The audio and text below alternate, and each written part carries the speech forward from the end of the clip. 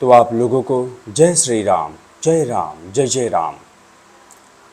तो आज कांवड़ यात्रा का दूसरा दिन है।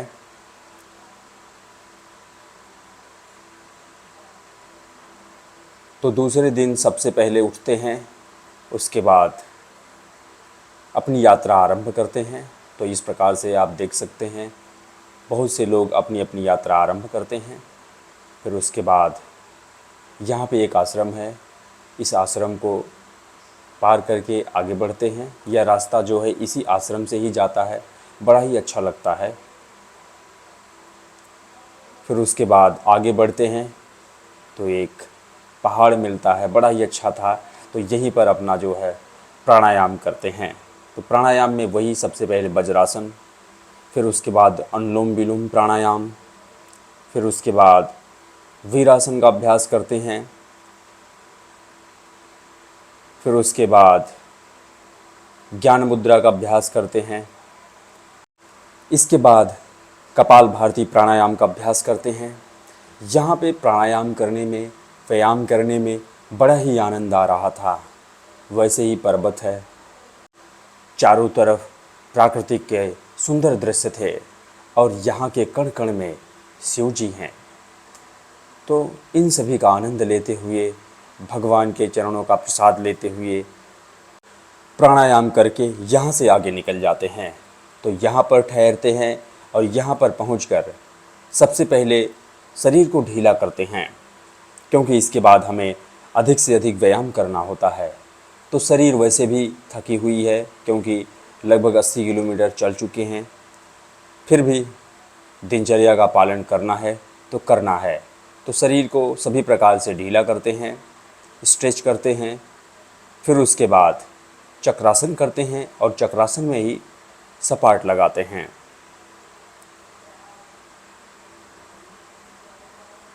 चक्रासन को लगाकर व्यायाम की शुरुआत साधारण सपाट से करते हैं। इस सपाट को लगा के पूर्ण करते हैं। फिर उसके बाद गहरी सांस लेते हैं और कुंभक सपाट का अभ्यास करते हैं।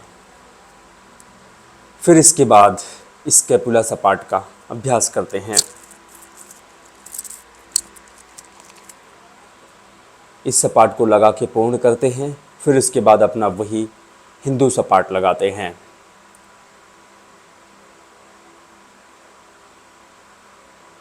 हिंदू सपाट लगा के पूर्ण करते हैं। उसके बाद अपना वही मेढक सपाट लगाते हैं। मेढक सपाट लगा के पूर्ण करते हैं। फिर इसके बाद अपने शरीर को इस प्रकार से बैलेंस करते हैं। फिर उसके बाद डायमंड शेप बनाते हैं, शरीर को स्ट्रेच करते हैं और इसी में सपाट लगाते हैं। फिर उसके बाद इसी सपाट को एक हाथ से अभ्यास करते हैं। इससे हमारी जो कमर है बहुत मजबूत हो जाती है। इस सपाट को लगा के पूर्ण करते हैं। फिर इसके बाद जो हमारा पावर पुशअप है, जिसमें क्लैपिंग पुशअप, इसका अभ्यास करते हैं। फिर उसके बाद अंत में दंड लगाते हैं। तो जितना हो सकता है अधिक से अधिक दंड लगाते हैं, क्योंकि शरीर भी थका हुआ है और पाँव में दर्द भी है। लेकिन फिर भी अपने दिनचर्या का पालन करना है तो करना है, क्योंकि शरीर के मोह में उलझें तो उलझते रह जाएंगे। फिर उसके बाद दंड लगाकर श्री हनुमान जी दंड लगाते हैं। तो यहाँ पर जो है 3 तरह के दंड लगाते हैं। तो आप 3 तरह से हनुमान जी के दंड लगा सकते हैं। ये देखिए, दूसरे तरीके से आप आप आराम से लगा सकते हैं। और उसके बाद जो है जो तीसरा प्रकार है, उसमें आप पाँव को जो है ऐसे उठा के जल्दी लेके जाना है। तो तीनों तरीके से, जिस तरीके से आप अभ्यास कर सके उस तरीके से आप अभ्यास करिए। तो आगे बढ़कर पाँव के लिए व्यायाम करते हैं।